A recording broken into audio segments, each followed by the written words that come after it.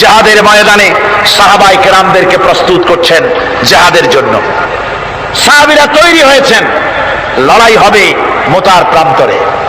3000 সাহাবীকে রাসূল রিক্রুট করলেন। 1 লক্ষ রোমান সৈন্য, তদানীন্তন পৃথিবীর সুপার পাওয়ার, সজ্জিত অস্ত্র সজ্জিত বাহিনী চলে এসেছে তারা মুতার প্রান্তরে। রাসূল 3000 তৈরি করলো, ওদিকে 1 লাখ আর এদিকে কয় হাজার। হুজুর নিজে এই জিহাদে যাননি, রাসূলে পাক বললেন এই জিহাদের ময়দানে সেনাপতির দায়িত্ব পালন করবে আমার পালক পুত্র যায়েদ। কোথায় তুমি? যায়েদ দাঁড়িয়ে গেলেন। 2 নম্বরে এই জিহাদের সেনাপতির দায়িত্ব পালন করবে আমার চাচাতো ভাই জাফর বিন আবি তালেব। কোথায়? দাঁড়িয়ে গেলেন তিনি। 3 নম্বরে দায়িত্ব পালন করবে আমার সাহাবী আব্দুল্লাহ বিন রাওয়াহা। কোথায় তুমি? তিনিও দাঁড়িয়ে গেলেন। রাসূল তাদেরকে বললেন যে তোমরা চলে যাও, তোমাদের ঘরে গিয়ে বিবি বাল বাচ্চা মা বাপের কাছ থেকে সালাম করে আসো। আমার বন্ধুগণ, জিহাদের ময়দানে সেনাপতি কয়জন লাগে? হুজুর বললেন কয়জনের কথা? 3 জনের কথা। তার মানে হলো কারো বুঝতে কোনো কষ্ট রইল না, এই জিহাদের ময়দানে 3 জনের নাম যে নবীজি ঘোষণা করেছেন এর ভিতর থেকে একজনও ফিরে আসবে না। বোঝা হয়ে গিয়েছে। হযরতে যায়েদ বলেন ইয়া রাসূলুল্লাহ, আমার আব্বাজান, আমি আপনার পালক পুত্র, আপনি অর্ডার করেছেন। আমার মা হযরত আয়েশা ঘরে বসে শুনেছেন, আমার তো আর যাওয়ার দরকার নাই, কারো কাছে বলারও দরকার নাই। হযরতে জাফর বিন আবি তালেব চলে গেলেন নিজের বাড়িতে। যে ডাক দিয়ে বলে বিবিরে, আল্লাহ রাসূল আমাকে জিহাদের ময়দানে সেনাপতির দায়িত্ব দিয়েছেন, আমি তোমাকে বলতে এসেছি, সালাম করতে এলাম। তোমার সঙ্গে একসঙ্গে দীর্ঘদিন আমি ছিলাম, কোন হক তোমার আদায় করতে হয়তো পারি নাই, হয়তো জুলুম করেছি, অথবা আমার দ্বারা তোমার অধিকার নষ্ট হয়েছে। কিছু যদি কোনো ভুল ত্রুটি হয়ে থাকে আল্লাহর হস্তে আমারে মাফ করে দিও। বিবি বলে, প্রাণের স্বামী রাসূলুল্লাহ আপনাকে জিহাদের ময়দানের জন্য নির্বাচিত করেছেন, আমি আপনাকে ফিরে থাকতে বলতে পারবো না, সুতরাং আমি আল্লাহর দরবারে দোয়া করি। স্ত্রী হাত তুলে বলেন, রব্বুল আলামিন, আমার প্রাণের স্বামী জাফরকে জিহাদের ময়দান থেকে গাজী বানায়া আমার ঘরের ভিতরে তুমি তাকে দয়া করে ফিরাইয়া দিও। হযরতে জাফর তরবারির উল্টা পিঠ দিয়া স্ত্রীর হাতের উপরে মৃদু আঘাত করলেন আর বললেন, বিবিরে উল্টা দোয়া করো না, উল্টা দোয়া তোমার আল্লাহর দরবারে কবুল হবে না।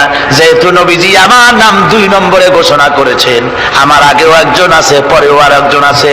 ও বিবি, নির্ঘাত ওই মুতার প্রান্তরে আমি শহীদ হয়ে যাব, জনমের মতো দেখা করতে আসলাম, এই জীবনে তোমার সাথে আমার আর দেখা হবে না।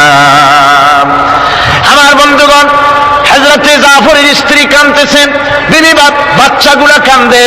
হযরতে জাফর বলেন, বিবিরে এই বাচ্চাগুলি রেখে গেলাম, যেই রাস্তায় আমি জীবন দিতে যাচ্ছি এই রাস্তায় আমার ছেলেগুলোকে তুমি তৈরি করবে। সালাম করে তিনি চললেন।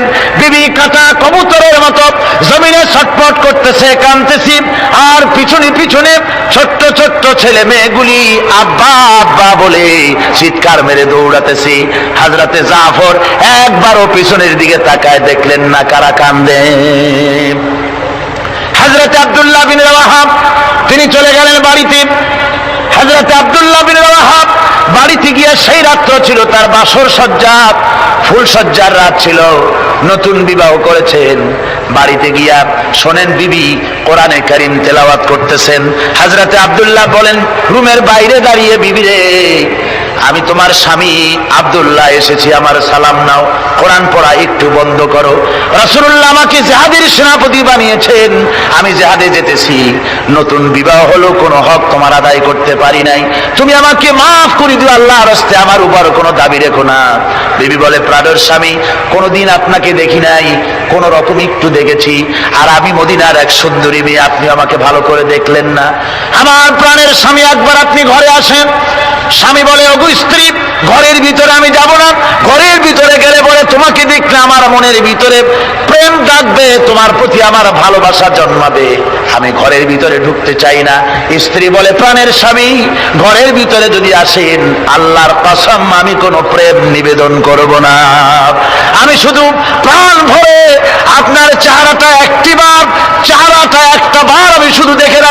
যায়, যাতে করে কিয়ামতের দিন লক্ষ কোটি কোটি মানুষের ভেতরে আপনাকে আমি স্বামী বলে যেন চিনে নিতে পারি। হযরত আব্দুল্লাহ বলেন, ওগো স্ত্রী, যদি এই ইরাদা তোমার হয় আর যদি তুমি ধৈর্য ধারণ করে থাকতে পারো, তাহলে কিয়ামতের দিন আল্লাহ রাব্বুল আলামিন আমি যার জন্য জান দিতে যেতেছি ওই মাবুদ মেহেরবান জান্নাতের ভেতরে তোমাকে আমাকে স্বামী স্ত্রী হিসাবে পরিচয় করাইয়া দিবেন। 3000 সৈন্য নিয়ে সাহাবায়ে কেরাম আর এই সেনাপতি সব চললেন। মুতার প্রান্তরে লড়াই হলো। এই লড়াইয়ের ময়দানে হযরতে যায়েদ অনেকগুলি কাফির সৈন্যকে জাহান্নামে পাঠিয়ে দিয়ে তিনি নিজেও শহীদ হয়ে গেলেন। এবার জাফর হাতে তরবারি আর এক হাতে ঝান্ডা নিয়ে এগোচ্ছেন সামনের দিকে। কাফেরেরা হযরত জাফরকে ঘিরে ফেলে দিল। আমার বন্ধুগণ, কাফেরেরা ঘিরে ধরে তরবারির আঘাত করলো জাফরের ডান হাতে। ডান হাত কেটে ঝুলে পড়লো। হযরতে জাফর এবার বাম হাতে তরবারি উঁচু করে ধরেছেন। এবার বাম হাতে কোপ দিল ওরা। এই কাটা দুইটা হাত দিয়ে বুকের সাথে হযরতে জাফর ইসলামের পতাকাটাকে জড়ায় ধরলেন। পাশের সাহাবীকে ডেকে বলেন, ও রাসূলুল্লাহর সাহাবী শোনো, আল্লাহর নবীকে আমার সালাম বলে দিও আর শোনায়া দিও জীবনের শেষ মুহূর্ত পর্যন্ত ইসলামের পতাকা উঁচু করে রেখেছিলাম, মাটিতে পড়তে দেই নাই। আমার মনে হয় আমি এখন শহীদ হয়ে যাব, যেহেতু আমি এখন আমার নাকের ভিতরে আল্লাহর জান্নাতের সুঘ্রাণ পেতেছি। হযরতে জাফর শহীদ হয়ে গেলেন। হযরতে আব্দুল্লাহ বিন রাওয়াহা, হযরতে আবু উবাইদা দুজনে মিলে ছুটলেন ঝান্ডা ধরার জন্য। ওনারা বলেন, এগিয়ে গিয়ে দেখি সামনের পরে দূরে পতাকা উঠতেছে। ভাবলাম আমরা যাওয়ার আগে ইসলামের পতাকা কে ধারণ করলো। কাছে গিয়ে দেখি হযরতে জাফরের ডান হাত কাটা, বাম হাত কাটা, দুইটা পা কাটা, দেহটা একদিকে পড়ে আছে আর শুধু মাথাটা এক পাশে পড়ে থেকে ইসলামের পতাকা কামড়ায় ধরে উঁচু করে রেখে দিয়েছে। আমার বন্ধুগণ, হযরতে আবু উবাইদা বলেন, আমি হযরতে সাদের, হযরতে জাফরের হাত পা মাথা মস্তক একত্রিত করে তার পা থেকে শুরু করে মাথা পর্যন্ত চুমা খাইলাম। তাকে জানাজা করে দাফন করে রাখলাম কবরের ভিতরে। রাতের বেলায় স্বপ্নে দেখি হযরতে জাফর আল্লাহর জান্নাতের ভিতরে ফেরেশতাদের সঙ্গে উড়ে বেড়াতেছেন। আমি জিজ্ঞেস করলাম, ও জাফর, আল্লাহ তোমার সাথে কি ব্যবহার করেছেন? হযরতে জাফর বলেছেন, ও আবু উবাইদা, আল্লাহ রাব্বুল আলামিন আমাকে বলেছেন, জাফর রে, আমি তোমার শাহাদাতে খুশি হয়েছি, তুমি আমার কাছে আর কি চাও? হযরতে জাফর বলেন, আয় আল্লাহ পাক, কিচ্ছু চাই না, শুধু একটা দাবি, দুনিয়ায় তুমি মেহেরবানি করে আমাকে পাঠায়া দাও আর একবার যদি যেতে পারি, তাহলে তোমার দুনিয়ার বুকে তোমার দ্বীন কায়েমের জন্য কাফেরদের বিরুদ্ধে লড়াই করে আমার জীবনটা আর একবার দিয়ে আসি। আমার বন্ধুগণের জন্য আল্লাহ রাসূল বলেছেন, হাদিস শরীফে এসেছে, আমার ইচ্ছে হয় জিহাদ করি, শহীদ হই, আবার যদি জিন্দা হই, আবার জিহাদ করি, শহীদ হই, আবার যদি জিন্দা হতে পারি তাহলে আবার জিহাদ করি, আবার শহীদ হই। শাহাদাতের মর্যাদা সম্পন্ন মউত আর পৃথিবীতে হতে পারে না। আমার ভাইরা, ইসলামের জন্য জান দেওয়ার জন্য, মাল দেওয়ার জন্য সাহাবায়ে কেরাম এভাবে প্রস্তুত ছিলেন। নিজেদের জীবন তারা আল্লাহর সামনে নজরানা পেশ করেছেন, শহীদ হয়েছেন, আল্লাহ দ্বীন কায়েমের জন্য তারা প্রচেষ্টা করেছেন। আল্লাহর পথে যারা জিহাদ করার সিদ্ধান্ত নেন, মহান আল্লাহ স্বয়ং তাদের সাহায্য করেন। যুগে যুগে আমরা এর প্রমাণ পেয়েছি, আর তাই মুসলমানরা কাফেরদের উপর বরাবর বিজয়ী হয়েছে। এই ইসলামকে প্রতিষ্ঠিত করার জন্য প্রয়োজন রয়েছে জিহাদের। কিসের প্রয়োজন? কিসের? জিহাদের প্রয়োজন। সেই জিহাদ করতে কি আপনারা তৈরি আছেন? জিহাদের জন্য তৈরি আছেন? সেই জিহাদ সেই জিহাদ কিন্তু সেই জিহাদ মানে কি, সেই জিহাদের আবার অপব্যাখ্যা করা হয়েছে। জিহাদের অপব্যাখ্যা করা হয়েছে এইভাবে যে ওয়ালাকিন কলমদার কাফে দুশমনাস, দুশমনের হাতে কলম ছিল, ওরা যেমন খুশি আমাদের ইতিহাসকে চিত্রিত করেছে। ওরা বলেছে ইসলামের ইতিহাস থেকে তরবারি আর রক্তের গন্ধ আসে, কিন্তু আসলে জিহাদের অর্থ তো তরবারির যুদ্ধ নয়। জিহাদের অর্থ হচ্ছে যে কোনো উদ্দেশ্যকে সফলতায় পর্যবসিত করার জন্য যে প্রাণান্তকর প্রচেষ্টা করা হয়, ওই প্রচেষ্টার আরবি নাম হচ্ছে জিহাদ। আর যুদ্ধ তার আরবি হচ্ছে হার্ব। যুদ্ধের আরবি কি? হার্ব, ওয়ার। ইংরেজিতে ওয়ার, আরবিতে হার্ব। আর জিহাদ যেটাকে বলা হয়েছে ওটা হচ্ছে যে কোনো উদ্দেশ্যকে সফলতায় পৌঁছাবার জন্য যে চেষ্টা, ওই চেষ্টার নাম জিহাদ। তবে এই চেষ্টা করতে গিয়ে যখন বাধা আসে সশস্ত্র, ওই সশস্ত্র বাধার মোকাবেলা সশস্ত্রভাবে করা যেটা, ওইটা হচ্ছে জিহাদের চূড়ান্ত রূপ। কথা বুঝে আসছে? ইসলাম প্রথমে কাউকে আক্রমণ করে না, ইসলাম প্রথমে কাউকে আক্রমণ করে না, আক্রান্ত হলে পরে তারপরে এর জবাব দেয়, ঠিক কিনা? দেখেন না, হযরত আলী রাদিয়াল্লাহু তাআলা আনহু ওই যে খায়বারের যুদ্ধে, সেইখানে কেউ খায়বারের এই দুর্গ মুসলমানদের হাতে আসে না, প্রতিদিন যুদ্ধ হচ্ছে, অথচ যুদ্ধে কোনো ফলাফল দেখা যাচ্ছে না। ফজরের এশার নামাজের পর হুজুর বলছেন, ও সাহাবীরা, আগামীকাল আমি এমন এক ব্যক্তির হাতে ইসলামের ঝান্ডা তুলে দেব যাকে আল্লাহ এবং আল্লাহ রসুল বেশি ভালোবাসেন, এবং তিনিও আল্লাহ এবং আল্লাহ রসুলকে বেশি ভালোবাসেন, আর তার হাতেই বিজয় হবে। হযরত ওমর রাদিয়াল্লাহু তাআলা আনহু বলেন, আমার এরকম পেরেশানির রাত জীবনে আর কখনো গেছে কিনা জানি না, আমি সারা রাত পেরেশান ছিলাম যে ওই ব্যক্তিকে আমি হতে পারবো। ফজরের নামাজের পর আল্লাহর নবী বলছেন, সাহাবীরা, আমার আলী কোথায়, তাকে দেখছি না কেন? সবাই বলছেন, হুজুর হযরত আলীর চোখ উঠেছে, তাই নামাজের জামাতে শরীক হতে পারেন নাই। হুজুর বললেন, তাকে নিয়ে আসো। দুজন সাহাবীর কাঁধের উপর ভর করে হযরত আলী এলেন। হুজুর সাল্লাল্লাহু আলাইহি ওয়াসাল্লাম তার মুখের থুতু মোবারক নিয়ে হযরত আলীর চোখে লাগিয়ে দিলেন, সাথে সাথে আগের থেকেও ভালো দৃষ্টিশক্তি সম্পন্ন হয়ে গেলেন। সুবহানাল্লাহি ওয়া বিহামদিহি। তো এখানে রাসূল পাক সাল্লাল্লাহু আলাইহি ওয়াসাল্লাম তিনি হযরত আলীর হাতে তরবারি উঠায় দিলেন। জুলফিকার বললেন, আলী তুমি যাও, আজকের ময়দানে সেনাপতির দায়িত্ব পালন করো। হযরত আলী তরবারি হাতে নিলেন। ইসলাম আক্রমণকারী যে না, সে কথা বলতে আমি এই কথা নিয়ে আসছি। হযরত আলী গেলেন, যায় মুরাক্কাবের সামনে পড়েছেন। মুরাক্কাব হলো, হাদিসে এসেছে, মুরাক্কাব হচ্ছে কাফেরদের নেতৃত্ব দিচ্ছে। মুরাক্কাব বলছে, আলী তোমাকে আমি কিন্তু ভালোবাসি, তুমি আসলে কেন? তোমার প্রতি আমার একটা সফট কর্নার আছে আমার অন্তঃকরণে। তুমি তোমার ছেলে মেয়েকে কি এতিম বানাতে চাও? তোমার বউকে কি বিধবা করতে চাও? আমি তো সেই বীর যে আমার সামনে এসে কেউ কল্লা সাথে নিয়ে যেতে পারে নাই। সুতরাং তুমি যদি ওদেরকে এতিম আর বিধবা করতে না চাও, আমার সামনে থেকে সরে যাও। হযরত আলী বলেন, মুরাক্কাব তুমি কাকে ভয় দেখাতেছ? তোমার তরবারি এই সমাজের কিছু কাফেরেরা ভয় করতে পারে, তুমি কি আমারে চেনো নাকি? তুমি কারে ভয় দেখাও? তামাম পৃথিবীর সমস্ত কাফেরদের উপরে আল্লাহ রাব্বুল আলামিন আমাকে বাগ বানায় পাঠিয়েছেন। তরবারি দিয়ে প্রমাণ হবে। মুনাফিক বলে, তুমি আক্রমণ তো করবো না আমি, আগে তুমি করো, আমি প্রতিহত করব। আক্রান্ত হলে পরে তারপরে জবাব দেব। এরপরে মুরাক্কাব আঘাত হানতে লাগলো। হযরত আলী সমস্ত রণকৌশল দিয়ে আঘাতগুলি তিনি ফিরিয়ে দিতে লাগলেন। এরপরে হযরত আলী বলছেন, মুরাক্কাব এবার তৈরি হও আমার আঘাত সহ্য করার জন্য। হযরত আলী জুলফিকার তুলে আঘাত করলেন।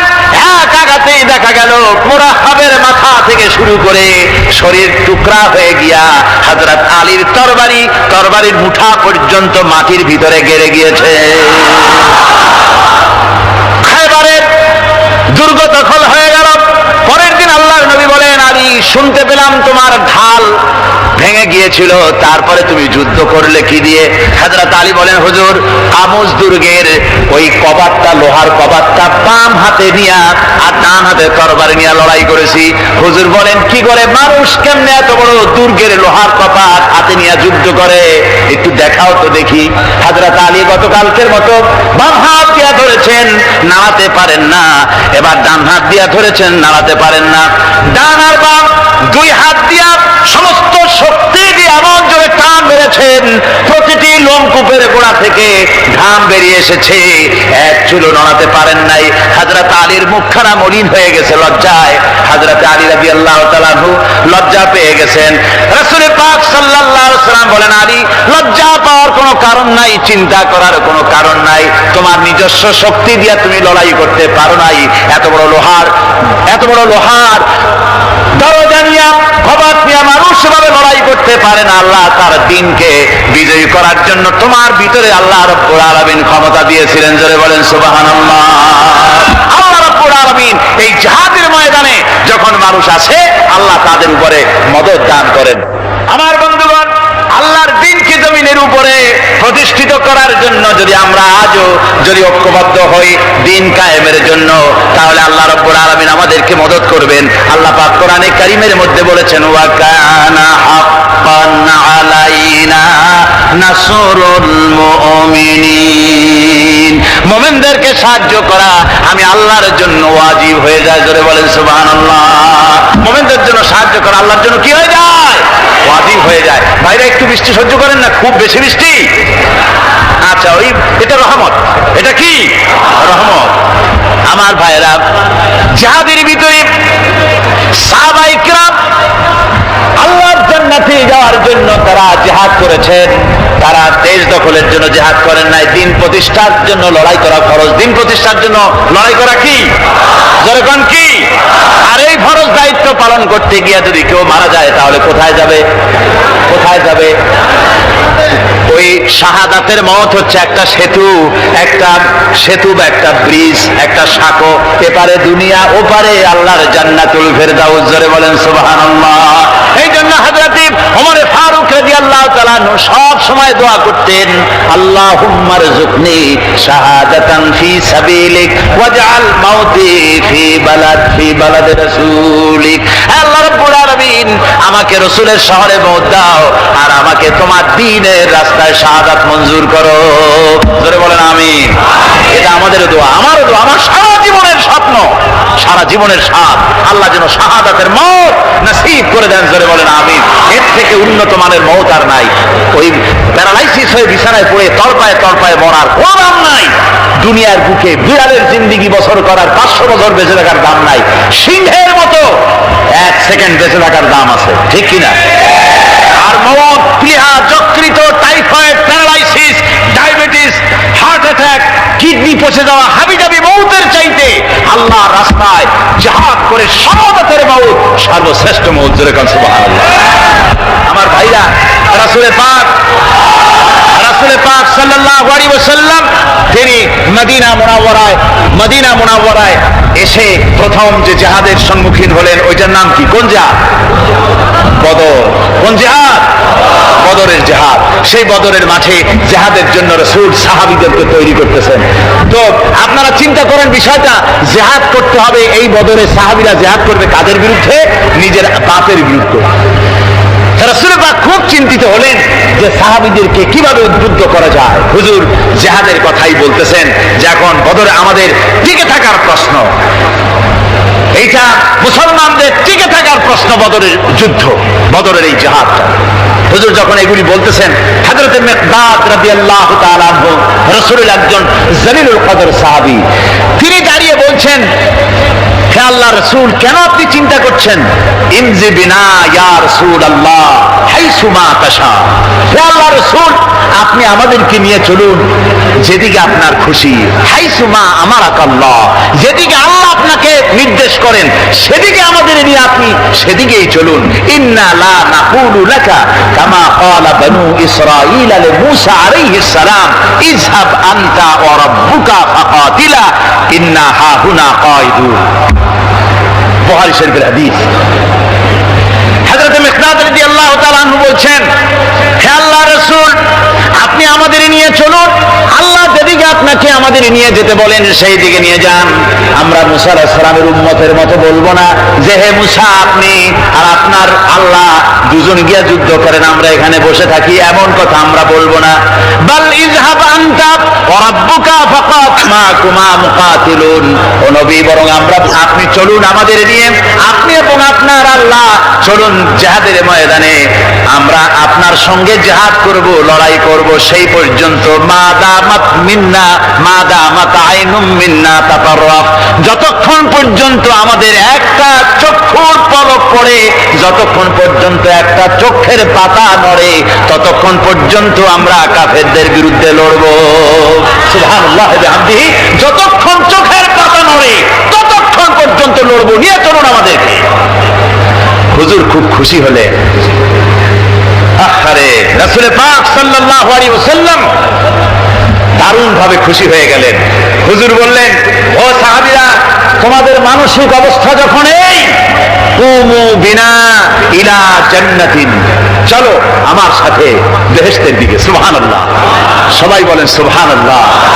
কুমু বিনা ইলা জান্নাতিন আরদুহা কারদিস সামাওয়াতি ওয়াল আরদ, সেই বেহেশতের দিকে চলো যে বেহেশতের বিশালতা প্রশস্ততা এই পৃথিবী এবং আকাশের চাইতে অনেক বড়, সেই বেহেশতের দিকে চলো। ফাকামা উমাইর বিন হামাম ওয়া কানা ইয়াকুলুত তামার, হযরত উমাইর বিন হামাম এক যুবক, তিনি দাঁড়িয়ে গেলেন। আমার মুসলমান ভাইরা, যুবকদের অবদান কিন্তু ইসলামে সব চাইতে বেশি। জোরে বলেন সুবহানাল্লাহ। কাদের অবদান বেশি? যে সর্বপ্রথম ইসলাম কবুল করেছে কারা? যুবকরা। হযরত আবু বকর, হযরত ওমর রাদিয়াল্লাহু তাআলা আনহু, তাদের বয়স যুবক বয়স ছিল, যুবক বয়সে তারা ইসলাম কবুল করেছেন। হযরত আলী যুবক ছিলেন, এই জন্য যুবকদের ইবাদতে সওয়াব বেশি। রাসূল পাক বলেছেন, কিয়ামতের ময়দানে সাত, যেদিন কোনো ছায়া থাকবে না আরশে আজিমের নিচে, সাত শ্রেণীর লোকেরা ছায়া পাবে। তার মধ্যে এক শ্রেণী হচ্ছে ওয়াশাবুন নাশাত ইবাদাতিল্লাহ, ওই যুবকেরা যারা নাকি রাত গুজরান করে, রাত কাটায় আল্লাহর ইবাদতে, রাত জাগে আল্লাহর ইবাদত করে। জোরে কর সুবহানাল্লাহ। বুড়োদের 100 বার আল্লাহ বলা আর এক যুবকের একবার আল্লাহ বলা, বৃদ্ধের সারা সপ্তাহ তাহাজ্জুদ পড়া আর যুবকের এক রাতের তাহাজ্জুদ পড়া মনে হয় তার থেকেও বেশি। কর সুবহানাল্লাহ। তাই বলে বৃদ্ধ যারা, তারা কিন্তু হতাশ হবেন না, ওই যৌবনকাল আপনিও পেরিয়ে এসেছেন, ঠিক না? সুতরাং যুবকদের অবদান বেশি। হযরত উমাইর বিন হামাম রাদিয়াল্লাহু তাআলা আনহু, তিনি দাঁড়িয়ে গেলেন, তার হাতে ছিল ওয়া কানা ইয়াকুলুত তামার, তিনি খরমা খাচ্ছিলেন, হাতে ছিল কয়েকটা খরমা। তিনি খরমাগুলি হাতে নিয়ে দাঁড়িয়ে বলছেন ওয়াকালা বাখবাখ, তিনি বলছেন বাখবাখ শব্দ, এটা হচ্ছে লুগাল মুহাল্লিয়া, অর্থাৎ আঞ্চলিক শব্দ। এর অর্থ হচ্ছে মা আযামাহু ওয়া মা আহসানাহু। কি আশ্চর্য, কি সুন্দর, কি বিরাট, কি সুন্দর কথা আপনি বললেন হে রাসূল। জান্নাতুন আরদুহা কারদিস সামাওয়াতি ওয়াল আরদ, এমন দেশ তো পাওয়া যাবে জিহাদ করলে যে বেহেশতের বিশালতা প্রশস্ততা এই বিশাল আকাশের চাইতে, জমিনের চাইতে বেশি। ওয়াল্লাহি লাউ কুনতু হাইয়ান হাত্তা তুলাহুন্না, আমি যদি, ওয়াল্লাহি আল্লাহর কসম, আমি যদি এই খরমাগুলো যদি খাইতে থাকি, ইন্নাহা লাহায়াতুন তাবিলা, তাহলে তো এটা অনেক লম্বা হায়াত লাগবে। এই খরমাগুলি খাইতে অনেক সময় লাগবে, বেহেশতে যাইতে দেরি হয়ে যাবে। সুতরাং এই খরমা তো আর খাওয়া যাবে না। ফারমাবিহিন্না, হাতের খরমাগুলি সব ফেলে দিয়ে জিহাদের ময়দানে লাফায় পড়লেন। অনেকগুলি কাফেরকে জাহান্নামের খাতে উতরায় দিয়া হযরত ওমর নিজেও শাহাদাত বরণ করলেন। জিহাদের শেষে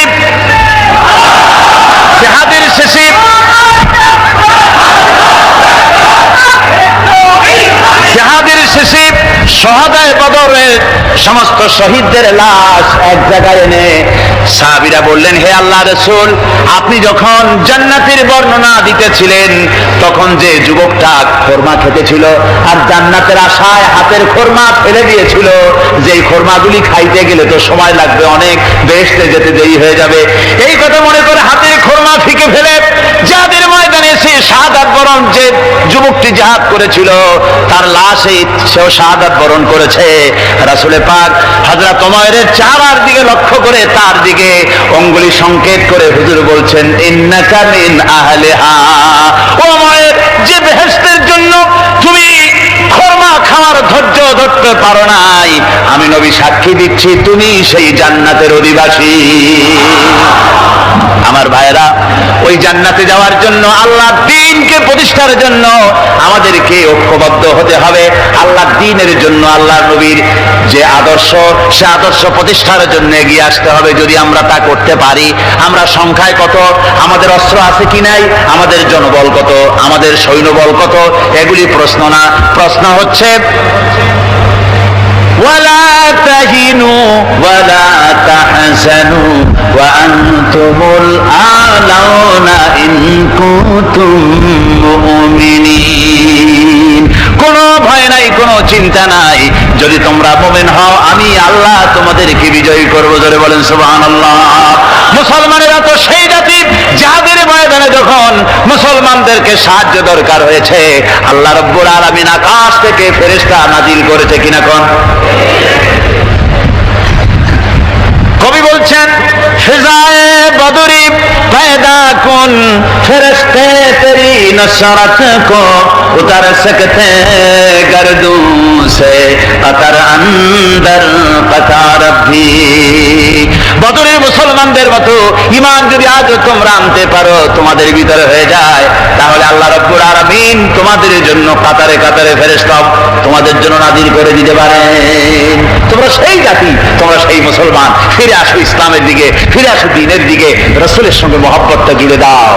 কি মুহাম্মদ সি वफा तूने तू हम तेरे हैं, ये जहां चीज ही क्या लोहे कलम तेरे हैं। মুহাম্মদ সাল্লাল্লাহু আলাইহি ওয়াসাল্লামের সঙ্গে তুমি যদি মহব্বতের সম্পর্ক স্থাপন করতে পারো, অনুসরণ আর অনুকরণের